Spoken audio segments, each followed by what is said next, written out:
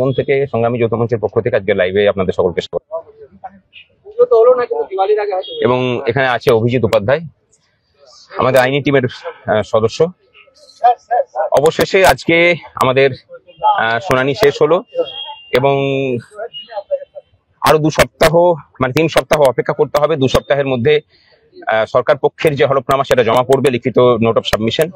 তারপরে 1 সপ্তাহের মধ্যে আমাদের পক্ষ থেকে যে তার রিজয়েন্ডার সেটা দেওয়া হবে এবং তারপরে রায় ঘোষণা হবে।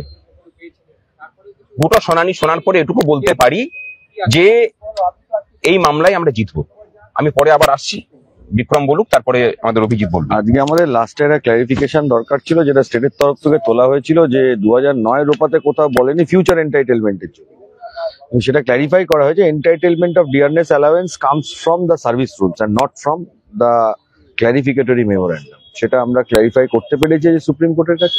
এবং এক্সিস্টিং ইমলিউমেন্টসে যখন এআইসিপিআই ঢুকিয়ে সেটাকে স্যালারি ফিক্স করা হলো, তার মানে এআইসিপিআইটাকে মেনে নেওয়া হলো। তাই জন্য এআইসিপিআই যেরকম বাড়বে সেই অনুযায়ী দিতে হবে। এটা আমরা সুপ্রিম কোর্টের কাছে জানিয়েছি। তারপরে রিটেন নোটস লিখিতভাবে জমা দিতে বলেছে।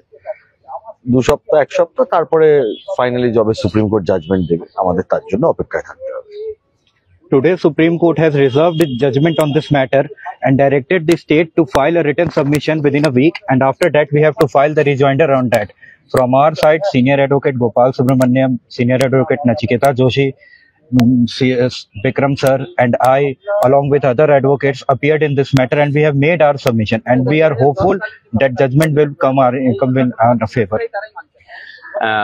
আবার আমি এলাম।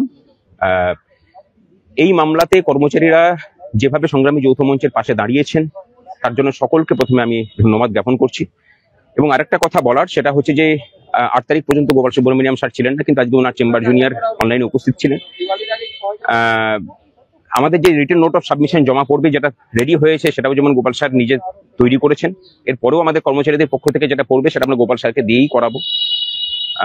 আমরা আশা করেছিলাম যে পরবর্তী ক্ষেত্রে হয়তো একটা গোপাল স্যারের জন্য আমরা সময় নেব, কিন্তু আজকে যারা ডিটারমাইন্ড ছিলেন যে আজকেই শুনানি কনক্লুড করা হবে, সেই অনুযায়ী হয়েছে। আমাদের পক্ষ থেকে আজকে নচিকেতা যোশীজি মানে আমাদের পক্ষে বক্তব্য রেখেছেন এবং আমাদের যে পয়েন্টটা ছিল, যে মেন যে পয়েন্টটা তুলেছিলেন সরকার পক্ষের থেকে শাম দেওয়ানজি, যে আমাদের ডিএর যে অধিকার সেটা হচ্ছে যে ক্লারিফিকেটরি নোট যেগুলো দিয়ে দেওয়া হয়েছিল টাইম টু টাইম, সেখান থেকে আসছে, রূপা 2019-এর 9 থেকে আসছে না।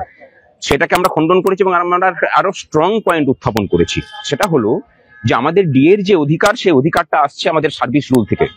WBSR 9 মানে যে আছে সেখানেই আমাদের লেখা আছে আমাদের সার্ভিস রুলের মধ্যে যে ডিএটা হচ্ছে অধিকারের মধ্যে পড়ে এবং সেটা আমাদের বেতনের অংশ।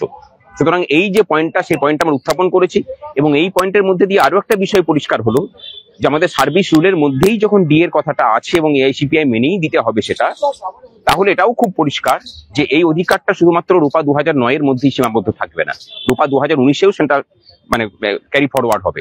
রূপা 2019 আমরা দেখেছি যে সেখানে সরকার পক্ষ ডিএর কথাটাকেই তুলে দিয়েছে পে কমিশনের চেয়ারম্যানকে দিয়ে।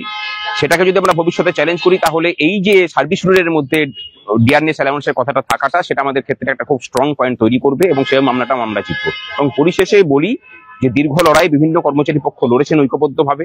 আমরা যুক্ত হয়েছিলাম এই মামলাকে দ্রুত শুনানি করিয়ে শেষ করার প্রচেষ্টায়। সেই প্রচেষ্টা সফল হয়েছে। আজকে মামলা শুনানি সমাপ্ত হয়েছে, আর ডেট নেওয়ার বিষয় নেই। এই মামলায় আমরা জিতবো। রায় যখনই ঘোষণা হোক, মামলায় আমরা জিতবো, শুধু এটুকুই বললাম। ভালো থাকবেন সকলে, সাথে থাকুন পরবর্তী লড়াইয়ের জন্য।